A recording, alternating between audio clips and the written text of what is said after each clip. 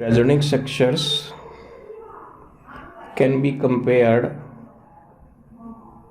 using the following criteria, beginning with most important.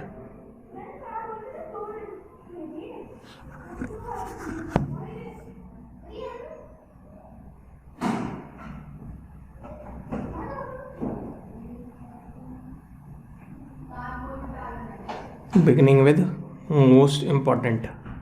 As many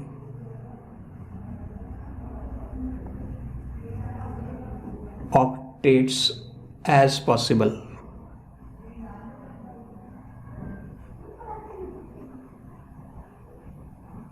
As many octaves as possible.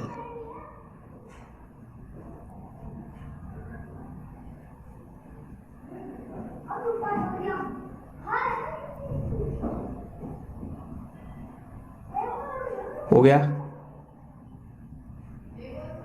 तो इसका अंदर सबसे पहले क्या चेक करना,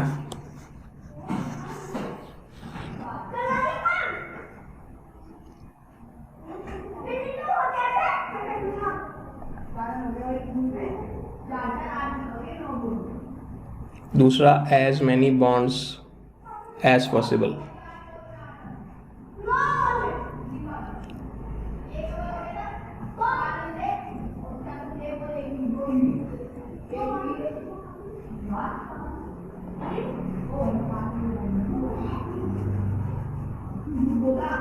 हो गया। Third point, any negative charge on electronegative atom.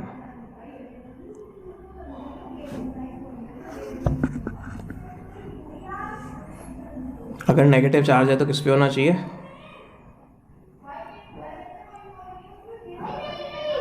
Electronegative atom. और next point, as little charge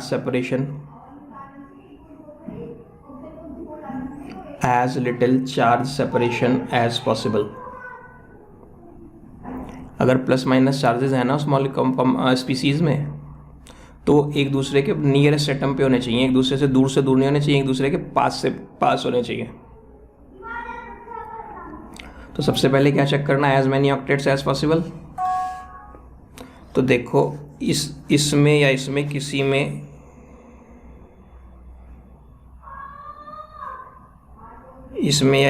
में सबके ऑक्टेट पूरे हैं क्या? तो इस सी जिस पे पॉजिटिव है उसका ऑक्टेट तो पूरा नहीं है।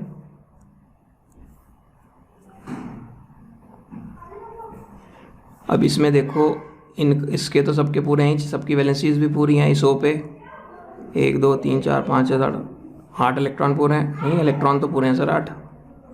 इस सी के भी पूरे हैं। इस ओ के देखना 1 2 3 4 5 6 7 8 इसके ऑक्टेट्स भी पूरे हैं।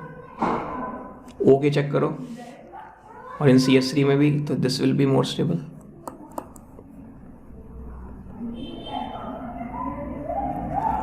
अगर मान लो दोनों में ऑक्टेट्स पूरे ना होते या दोनों में पूरे होते, फिर तो इस बेसिस पे डिसीजन ना ले पाते। फिर सेकंड पॉइंट देखते हैं कि किसमें नंबर ऑफ बॉन्ड्स ज़्यादा है, तो वो हमारा तो पहले पॉइंट से काम हो गया। तो इसका मतलब second will be more stable. देखना आंसर में इसने क्या दिया है।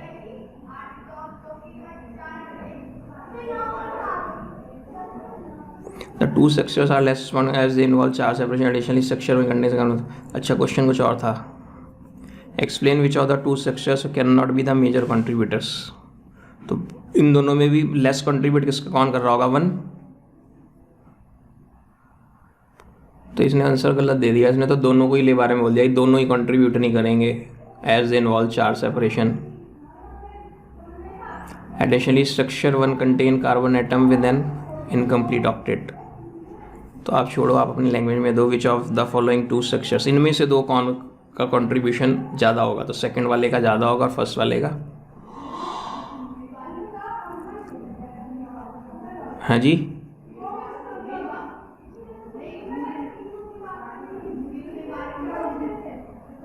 तेज बोलो मैडम।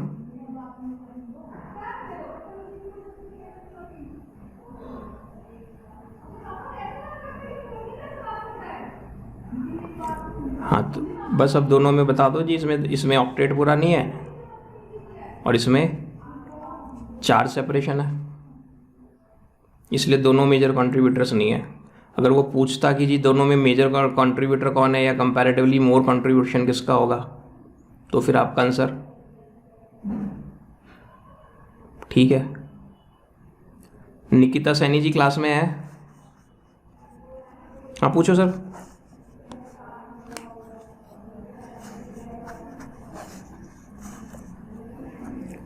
सेवनटीन्थ क्या है? Right resonance structures indicate relative stability, तो यही है। इसके पहले तो रेजोनिक स्ट्रक्चर्स बना दिए, अब इंडिकेट स्टेबिलिटी। तो सबसे ज़्यादा स्टेबल देखो पहला, क्यों? क्योंकि सबके ऑक्टेट पूरे हैं। अब सेकंड और थर्ड में कैसे करें?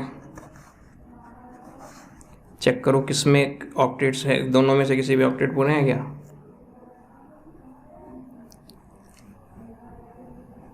इसके तो पूरे नहीं है, इसके पूरे हैं, इसके पूरे हैं, बाकी सबके ऑक्टेट ड्यूप्लेट पूरे हैं। इसमें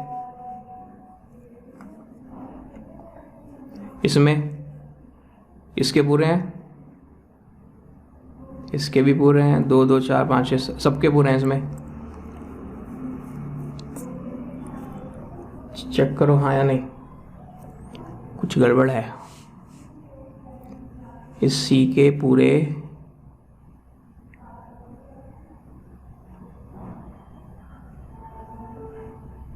हाँ जी, हर्ड में किसके ऑक्टेट पूरा नहीं है? ओ का 1 2 3 4 5 6, हाँ इसका पूरा नहीं है, और इसमें सी का पूरा नहीं है। तो पहला पॉइंट तो फेल हो गया, उसके बेसिस पे तो हम जजमेंट ले नहीं पाए। अब as many bonds as possible, इसमें कितने बॉन्ड हैं? 2 तो सी एच के साथ होंगे, 2 3, 1 एच के साथ 4 5 6 7 8 बॉन्ड है। 2 एच के साथ 3 4 5 6 7 8, इसमें भी 8 बॉन्ड है। तो इससे भी डिसाइड नहीं हुआ। फिर उसने कहा नेगेटिव चार्ज अगर है तो वो इलेक्ट्रोनेगेटिव एटम पे होना चाहिए, तो इसमें नेगेटिव चार्ज इलेक्ट्रोनेगेटिव एटम पे है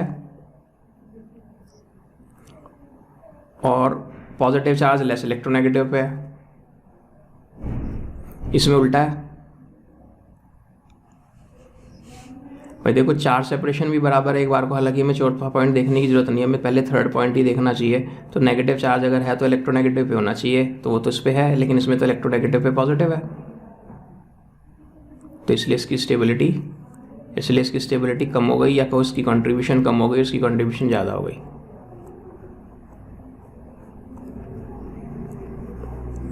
आ गया?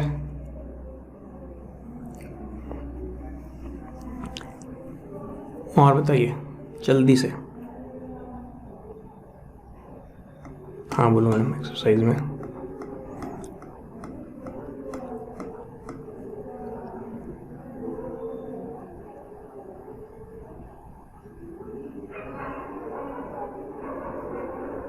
क्वेश्चन 4 का फर्स्ट पार्ट, ये IUPAC नेम, इसमें तो कुछ इशू नहीं है मैडम। ये 1 2 3 यानी प्रोपाइल बेंजीन। प्रॉब्लम क्या हुई ये बताओ मुझे। हाँ, फिनॉल और बेंजीन का तो कुछ लेना देना नहीं। फिनॉल में नहीं, फिनॉल तो या बोलो फिनाइल में और बेंजीन में। फिनॉल तो ये कंपाउंड है, फिनॉल से थोड़ी कंफ्यूजन होता है फिनाइल से और बेंजीन से। तो इसमें ये 3 ये बड़ा है या ये बड़ा है? बेंजीन बड़ा है और इसमें कोई साइड चेन फंक्शन ग्रुप, अगर इसमें फंक्शन ग्रुप रख जाता तो फिर छोटा होने के बावजूद नंबरिंग हम इसमें करते 1 2 3। प्रोपेन 2 ओल, अगर ये मान लो H होता प्रोपेन 2 ओल और 1 पे फिनाइल लिखते फिर। अब इसमें कोई फंक्शन ग्रुप तो लगा नहीं है, सीधा साधा सा शरीफ का नाम है इसका प्रोपाइल। तो अब या तो हम इसे लिखते फिनाइल प्रोपेन या लिखते प्रोपाइल बेंजीन। तो फिनाइल प्रोपेन लिखते तो फिनाइल प्रोपेन छोटा है, फिनाइल बड़ा है, और प्रोपाइल बेंजीन लिखे तो बेंजीन बड़ा है, इसलिए हमने इसे प्रोपाइल बेंजीन कहा फंक्शन ग्रुप, क्योंकि इसमें कोई था नहीं। ठीक है मैडम। और बाकी आपको जहाँ जिस भी क्वेश्चन में कंफ्यूजन मिले ना, 4-5 क्वेश्चन पूछ डालो। जब भी पढ़ते हुए मिले ना उसको फ़ौरन कॉपी पे नोट कर लो और मेरे से क्लास में आती पहले सबसे पहले वही चीज़ पूछ डालो, भले ही हमारा कोई भी टॉपिक चल रहा हो। बस आप जहाँ 2-3 बार पूछ लोगे डाउट क्लियर हो जाएगा। और बताइए जी नेक्स्ट। 10th क्वेश्चन से पहले कोई नहीं है। 8th का बी पार्ट, इसमें सिर्फ फंक्शनल ग्रुप्स बताने हैं। तो ये कौन है? Amino group, primary amine. ये C डबल बॉन्ड O। ध्रुवरा जी आप बाहर चले गए क्या?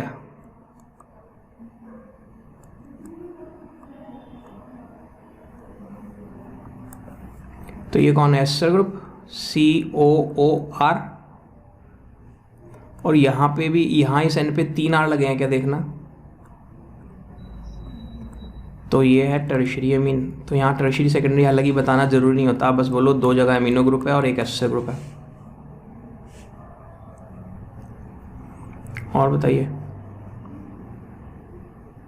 8th के बाद 10th कह रहे थे, 10th से पहले कोई है तो?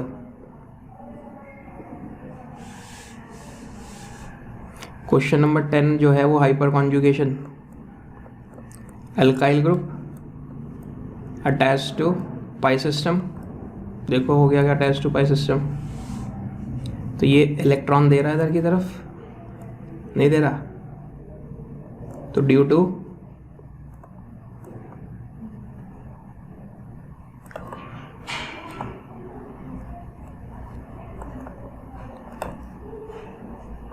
ठीक है मैडम। और बताइए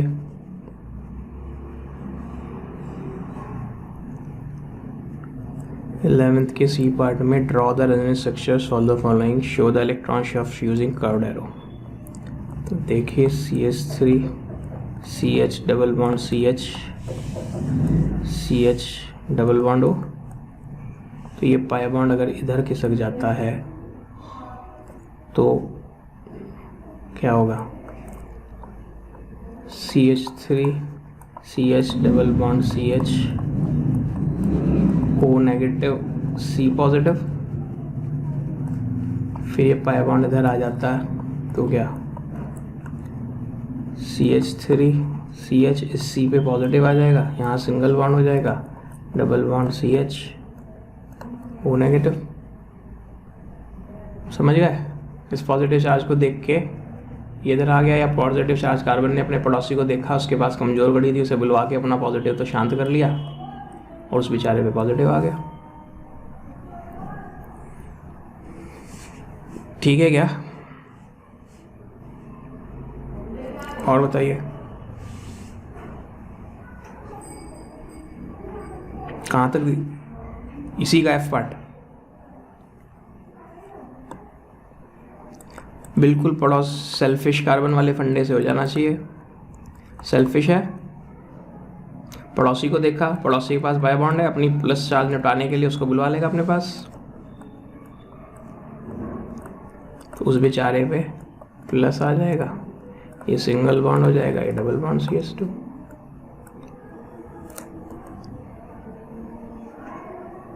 पलक सिंह जी आप बाहर हो गए क्या?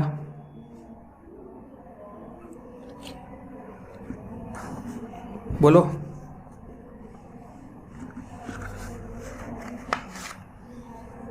है सर मैम, दोबारा बोलो। उसने हमारे को रेजोनेंस स्ट्रक्चर्स बनाने के लिए कहा ना मैडम, शायद रेजोनेंस स्ट्रक्चर्स।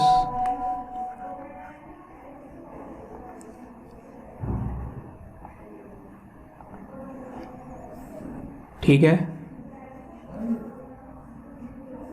और बताइए कहाँ तक दिए थे? 13 तक? बस हो गया, चलें आगे।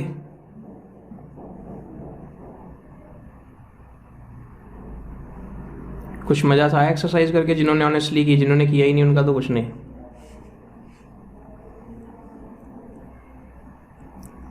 वाकई बहुत बड़ी एक्सरसाइज डाली है, छोटे छोटे से क्वेश्चन है, टाइम कुछ लग नहीं रहा और 1-1 मिनट में या तो हाँ या ना हो रहे हैं। और बिल्कुल हाई फाई केमिस्ट्री जाती है ना जेई एडवांस तक में, उसमें भी यही फंडामेंटल्स लगते हैं जो इसमें एक्सरसाइज में क्वेश्चन में डाले हुए हैं।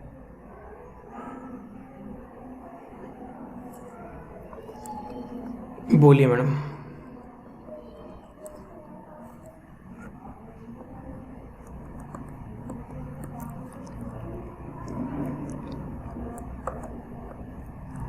हिंदुस्तान कितना फालतू लोगों का देश है ना।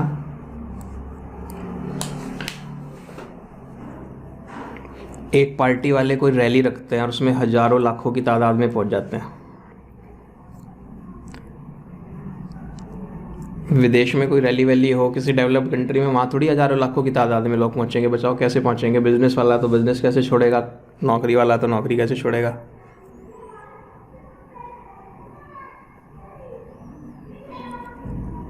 अब यहाँ कहने को स्टूडेंट है, ये एक ही स्टूडेंट है जो पीछे पड़े हुए हैं। वो बैच में किस बंदे के कांटेक्ट में है, उसे बेचारा जो बैच में है उसे भी नहीं पढ़ना, वो उसको डायरेक्ट एसेस देता रहता है हर वक्त, और खुद भी नहीं पढ़ रहा होगा वो बंदा जो बैच में है ना, क्योंकि उसका ज़्यादा दिमाग तो इसी में होगा, सारी उसको इन्फॉर्मेशन भेजने में हर मोमेंट की। तो देखिए सर, रिएक्टेंट्स जो होते हैं, जब हमने मैकेनिज्म नाम की एक चीज़ पढ़ी थी बीच में और हमें समझ नहीं आई थी, याद हो, रिएक्शन मैकेनिज्म।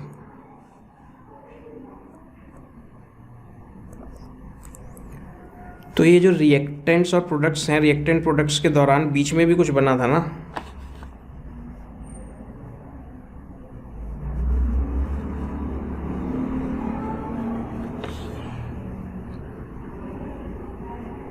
बोलो।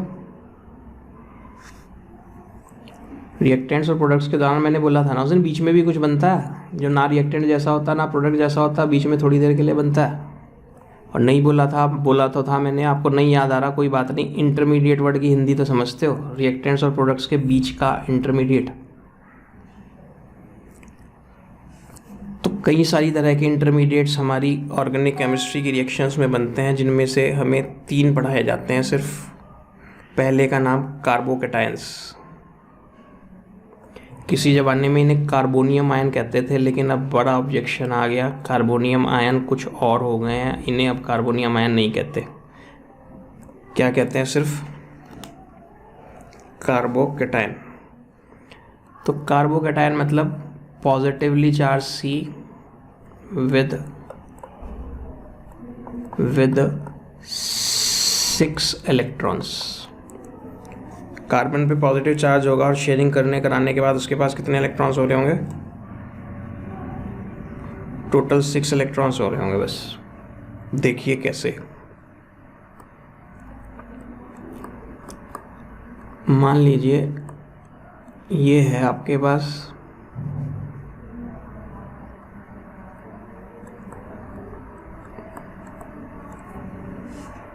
क्या बोलूं,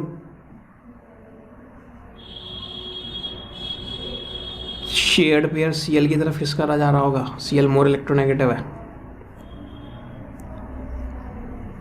तो इलेक्ट्रॉन का मूवमेंट एरो से दिखाते हैं, बताया था, कर्व्ड एरो से।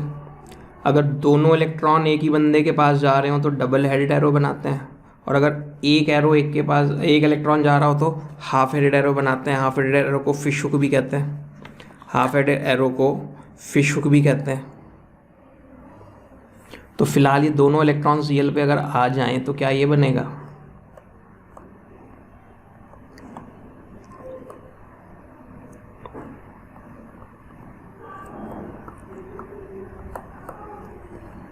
तो इस C पे जो पॉजिटिव चार्ज है, इस पे 3 इलेक्ट्रॉन है, बॉन्ड है, यानी 6 इलेक्ट्रॉन्स हुए या नहीं, और साथ में पॉजिटिव चार्ज भी है। तो ऐसे एक आयन को हम, ऐसे एक पॉजिटिवली चार्ज कार्बन को हम कार्बोकैटायन कहते हैं। कार्बोकैटायन कहते हैं। बस हो गया। अब इसमें हमें बस इतनी सी बात वो बताता है, अगर हम अपने NCERT पे जमे रहें तो वो कहता है कार्बोकैटायन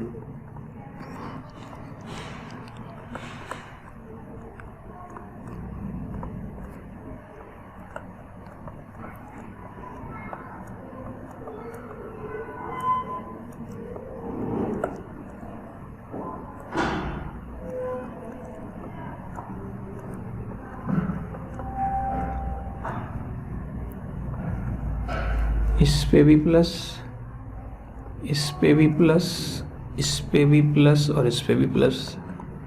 तो ये चारों कार्बोकैटायन हो गए। ये प्राइमरी, इसको कुछ नहीं कह पा रहा, हालांकि ये भी प्राइमरी की कैटेगरी में ही आएगा। ये सेकेंडरी कार्बोकैटायन और ये टर्शियरी कार्बोकैटायन।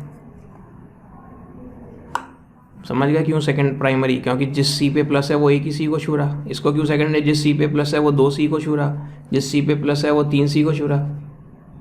तो अब इनकी स्टेबिलिटी हमें याद रखनी होती है, जिसमें क्वेश्चनों में जरूरत पड़ती है कि भाई इनमें सबसे ज़्यादा स्टेबल कौन है। बस इसको कहना ही हो तो क्या नाम दे देते हैं, मिथाइल कार्बोकैटायन। तो बताओ कौन इनमें सबसे ज़्यादा स्टेबल होंगे? तो चारों ही अनस्टेबल बिकॉज ऑफ चार्ज। इन कंपैरिजन करें तो ज़्यादा स्टेबल कौन होगा?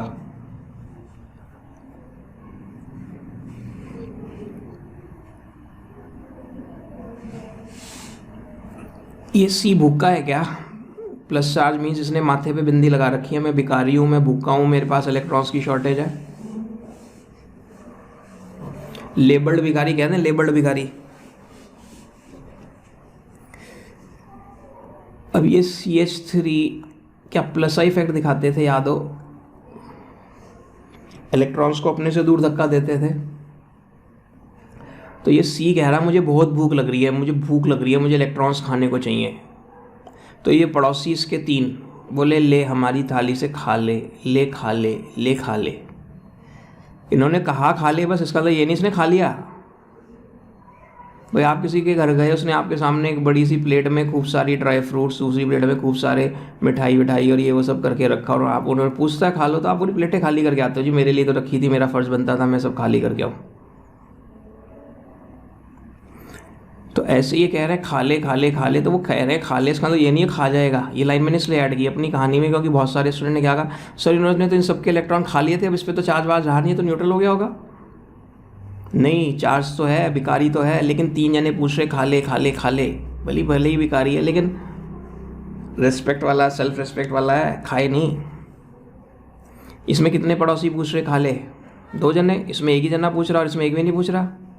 तो कितने, इसको सहारा देने को कितने लोग हैं? और जब इसको 3 जने सहारा देने वाले हैं, तो ये अपने आप को कुछ शांत सा सुकून में महसूस कर रहा होगा एज़ कम्पेयर टू इसके, जी मेरा तो कोई साथ देने वाला भी नहीं, कोई झूठो भी नहीं पूछता ले खा ले तुझे भूख लगी है।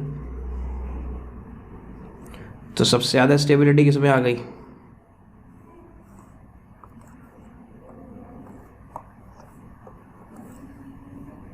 समझ गए या नहीं?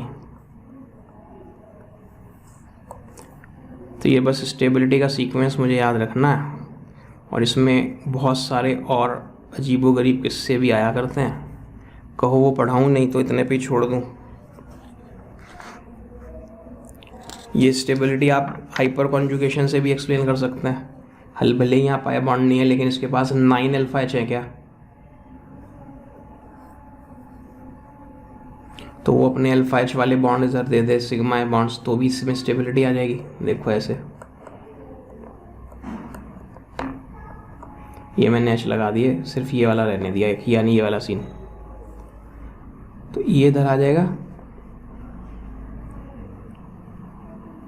तो ये प्लस एच प्लस तो हवा में टंगा रह जाएगा, और इस प्लस को कुछ डबल बॉन्ड बन के शांति, इस शांति मिल जाएगी या नहीं?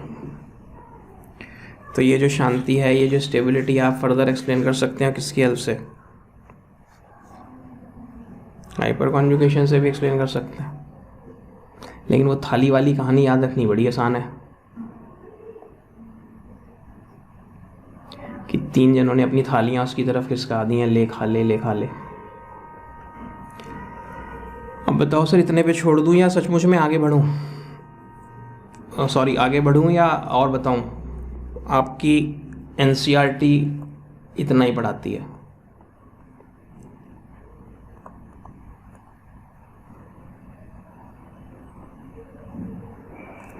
मैं इसलिए कह रहा था ना, वो कई जने कहते तो काफ़ी मुश्किल एपिसोड आ गए सर, जब मैंने उधर हाइपर कॉन्जुगेशन में बहुत सारा पढ़ा दिया था। देखो कार्बोकैटायन ऐसा हुआ क्या, ये 3 बॉन्ड है C प्लस पे,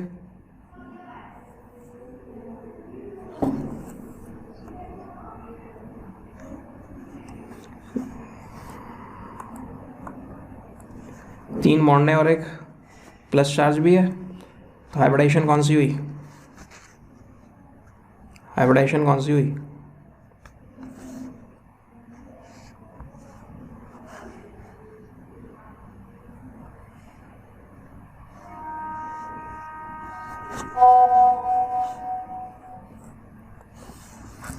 तो कार्बोकैटायन इसका मतलब कैसा होता है? sp2 hybridised.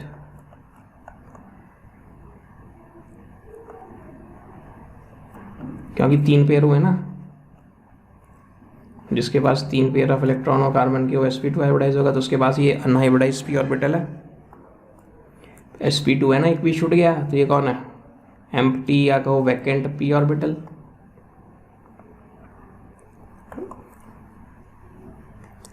अब आप कह रहे हो जी और बता दो, तो देखो कि ये कैसा कार्बोकैटायन है, प्राइमरी सेकेंडरी टर्शियरी में से।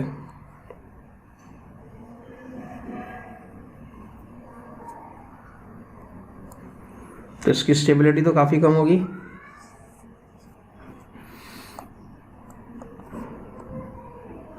ये बहुत स्टेबल है प्राइमरी होने के बावजूद।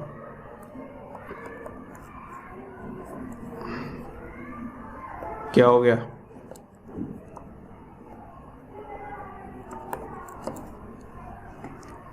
समझ गए? ये प्राइमरी कार्बोकैटायन है, कोई खास ज़्यादा स्टेबल होना नहीं चाहिए।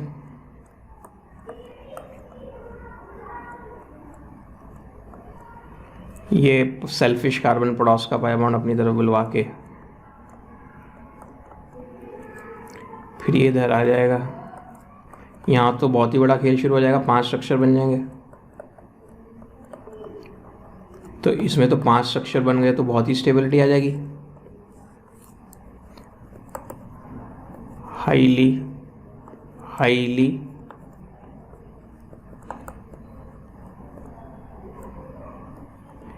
Highly stable due to resonance. बोलो हाँ या नहीं?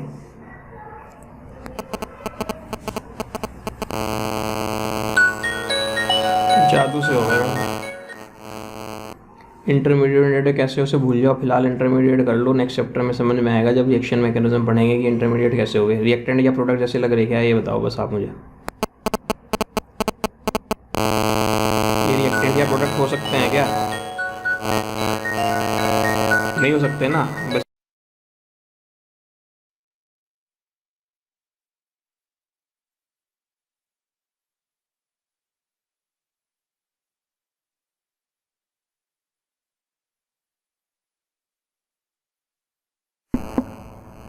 हाँ जी आ गया है नहीं? बोलो नंदिनी जी। मैं तो पढ़ाना यहीं से शुरू किया था कि रिएक्टेंट और प्रोडक्ट के बीच में कुछ बनते हैं ऑर्गेनिक केमिस्ट्री में। फ़िलहाल समझ नहीं आएंगे ज़्यादा, नेक्स्ट चैप्टर में समझ आएंगे, तब तक मान लो बस फ़िलहाल इतना तो समझ आ रहा है कि हाँ ये कोई स्टेबल चीज़ें तो हैं नहीं, क्योंकि 4 स्पीसीज़ हैं। 4 स्पीसीज़ हैं तो ना तो रिएक्टेंट हो सकते और ना, ठीक है मैडम।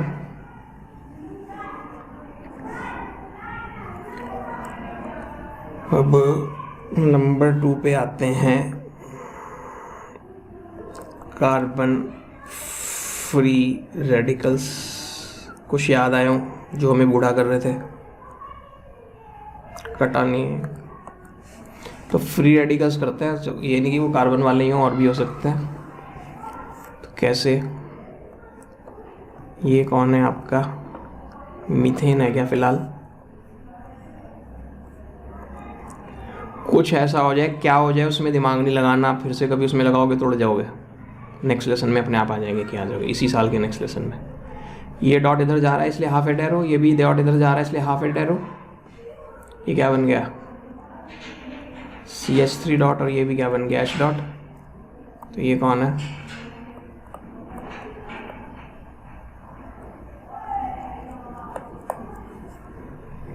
बोलो।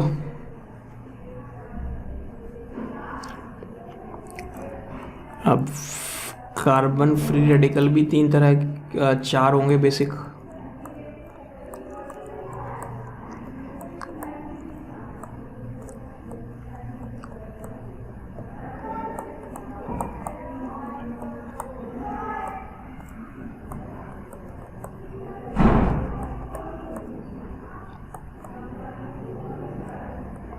हाँ या नहीं?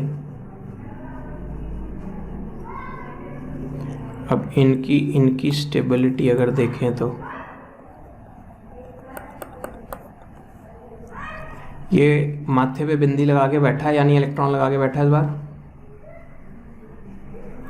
तो ये इलेक्ट्रॉन रिच है, इलेक्ट्रॉन डेफिशिएंट है।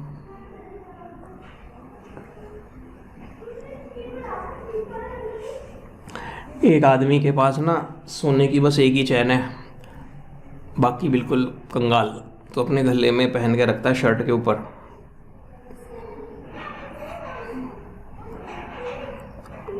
अब बताओ रिच है या पुअर है? भाई जो रईस आदमी होता है वो थोड़ी दिखाता है अपनी रईसी, असली रईस अपनी रईसी नहीं दिखाते। ये जो नकली रईस होते हैं दिखाते हैं अपनी रईसी। असली रईस कोई नहीं दिखाता अपनी रईसी। असली रईस देखने हो गुजरात चलो,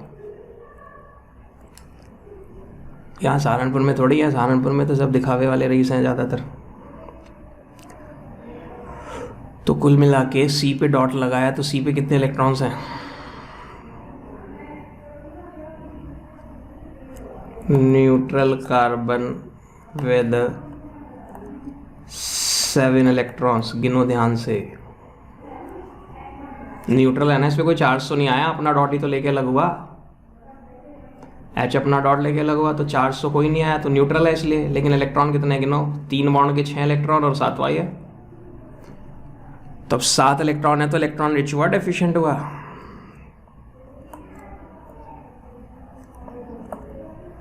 अरे मोक्ष कब मिलता है? रिचनेस उसी के रिस्पेक्ट में तो देखी जाती है।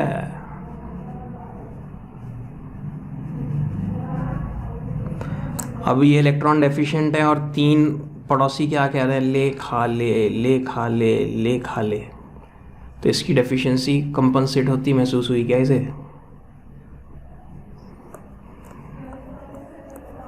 स्टेबिलिटी का सीक्वेंस ये हुआ या नहीं?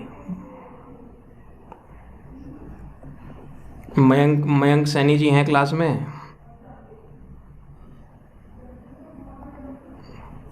बोलो सर, आया नहीं आया? अब यहाँ भी वही किस्से हैं, यहाँ भी वही किस्से हैं। ये जो है प्राइमरी कार्बन फ्री रेडिकल लग रहा या नहीं लग रहा? और जब ये प्राइमरी कार्बन फ्री रेडिकल लग रहा है तो इसकी स्टेबिलिटी बहुत कम होनी चाहिए या ज़्यादा सी होनी चाहिए, अच्छी सी होनी चाहिए?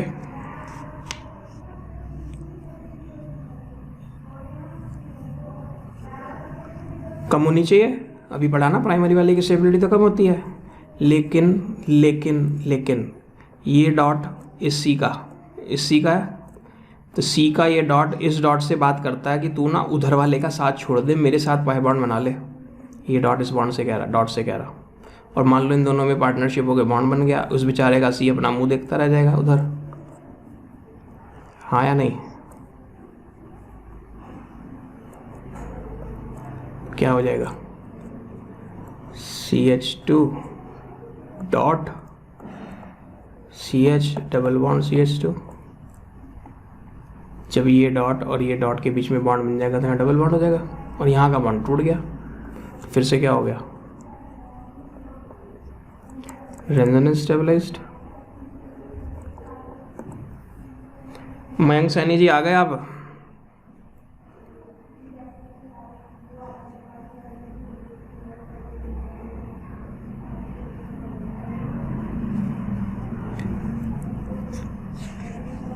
तो अब ये बताओ सर, ये जो कार्बन फ्री रेडिकल आपने अभी अभी पढ़ा, ये कौन सा रेजोनेंस कह रहा हूँ, कौन सी हाइब्रिडाइजेशन दिखाएगा?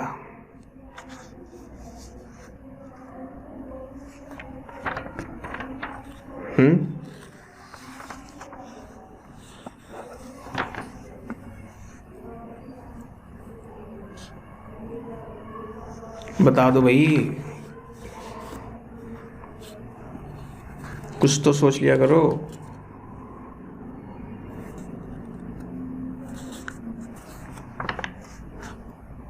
कोई नहीं बता रहा, कोई साथ देने को तैयार नहीं है। सोच के बताओ सर, 7 इलेक्ट्रॉन्स है तो कौन सी हाइब्रिडेशन हो?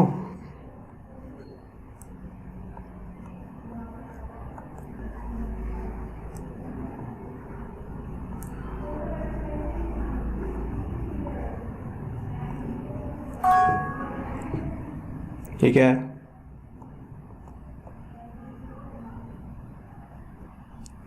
अनपेयर्ड इलेक्ट्रॉन है क्या ऑड वाला? ऑड समझ गया ना, 7th जिसका कोई साथी नहीं है। तो अब जब इस पे कोई पेयर नहीं है तो ये कौन सी हाइब्रिडेशन?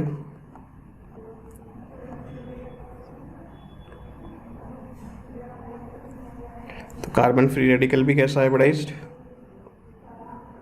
sp2। तीसरा कार्बानायन, यानी इस बार सी पे।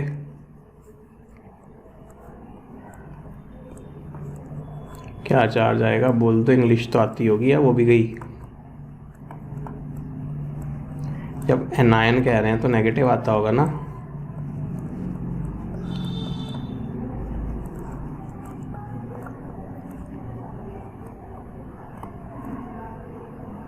अनुकृति जी को समझ आ पा रहा है या नहीं?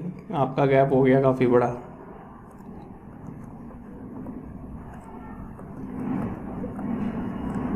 थोड़ा मुश्किल हो रहा है ना, पूछ लो मैडम, जहाँ आ रहा है ना, जहाँ नहीं आपको बात आ रही थोड़ी पूछने की कोशिश करो, आ जाएगा। इस तरह का नहीं है, आपने जितना भी सुना ना उससे लिंक बना सकते हो इतना थोड़ा बहुत।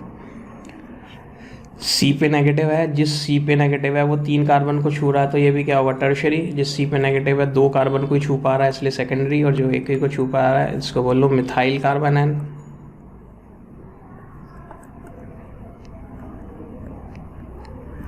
अब नेगेटिव है या नहीं? कितने इलेक्ट्रॉन बोलो?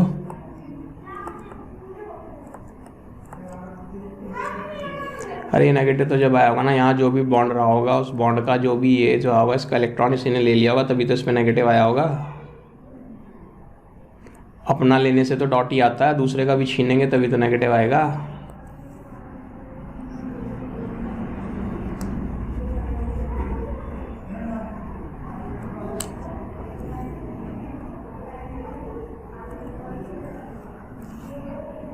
तो विद 8 इलेक्ट्रॉन्स या नहीं?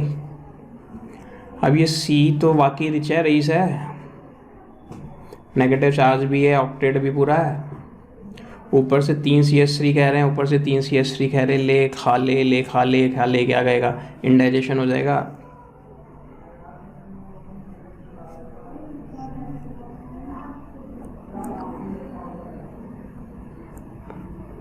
इंडाइजेशन हो जाएगा, गैसेस हो जाएगी, गैस्ट्रिक प्रॉब्लम्स हो जाएंगी, तो इसकी स्टेबिलिटी तो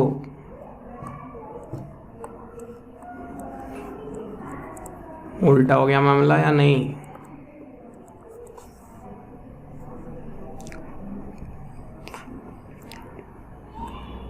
बॉन्ड तो 3 ही है लेकिन पेयर्स कितने? 4 पेयर। तो 4 पेयर ऐसे दिखाएं,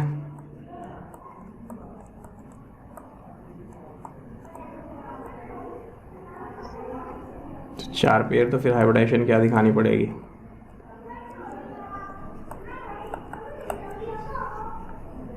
थ्री हाइब्रिडाइजेशन स्टेट। अब यहाँ भी जादू देखो, ये अगर आया तो ये no doubt primary carbon anion है ना? ध्रुव अरोड़ा जी चले गए क्या आप? ध्रुव अरोड़ा चले गए क्या?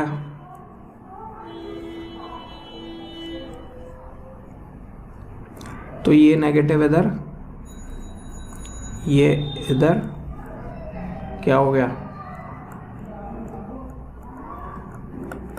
फिर से रेजोनेंस हो गया क्या?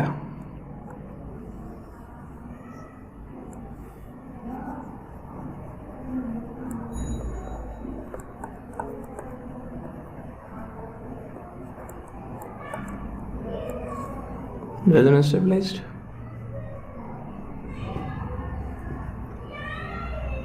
ध्रुव अरोड़ा जी चले गए फिर से।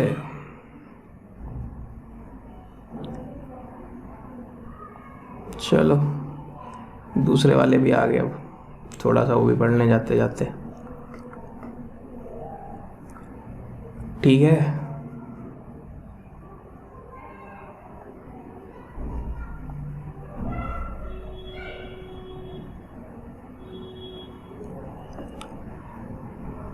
अब इसकी स्टेबिलिटी भी हो गई, ये सब भी हो गया। एक और होता है जो मेरे कोर्स में नहीं है, सिर्फ नाम सुन के रख लो, कार्बीन्स। कार्बीन्स ऐसे होते हैं, कितने electron? Neutral with 6 carbon, 6 electrons. Neutral with 6 electrons. तो ये की फोटो ऐसी होती है, ये सी, ये पेयर और ये वैकेंट पी। तो ये कौन सा हाइब्रिडाइज्ड? इसमें क्या होता है, एक कहानी तो यह है जिसमें दोनों इलेक्ट्रॉन एक ही में है, एक कहानी वो है जिसमें एक इलेक्ट्रॉन इसमें है, एक इसमें है। तो जब दोनों एक ही में है तो वो तो होता है sp2 हाइब्रिडाइज्ड, और इसको कहते हैं सिंगलेट कार्बिन। क्या कहते हैं? कार्बिन पूरी की पूरी मेरे कोर्स में नहीं है, ठीक है। और एक किस्सा ये होता है, जब एक इलेक्ट्रॉन इसमें है और एक इलेक्ट्रॉन इसमें है, तो सिंगल सिंगल वाला तो आपने देखा, सिंगल वाला तो हाइब्रिडाइजेशन का पार्टिसिपेट मानते नहीं है पीछे भी कहीं। तो अब इसकी हाइब्रिडाइजेशन क्या करनी पड़ेगी?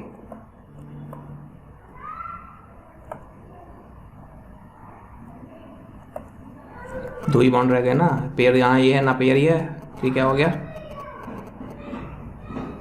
और इसको क्या कहते हैं? दोनों अलग अलग हैं, दोनों अलग अलग हैं, तो इसको नाम वो देते हैं ट्रिपलेट कार्बिन, ठीक है। तो इसका ना सही मायने में एक बात और कर लो, जब हमने इतनी करी ली, इसमें जब दो ही बॉन्ड रह गए, sp रह गया ना, तो जब sp रह गया तो शेप कैसी हो जाएगी? Linear.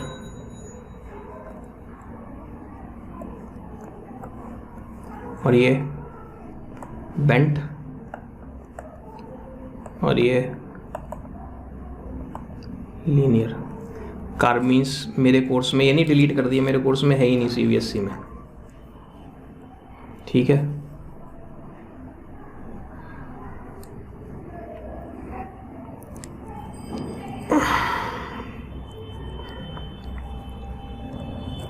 Types of organic reactions. हाँ सर, बस 1 मिनट दे दो आप मुझे, क्योंकि मेरा चैप्टर जितना इस साल का कोर्स में है वो सारा पूरा हो गया। अब जो इस चैप्टर में बचा है वो इस साल कोर्स से डिलीट कर दिया गया। आप कहोगे तो पढ़ा दूंगा, नहीं कहोगे तो नहीं पढ़ाऊंगा।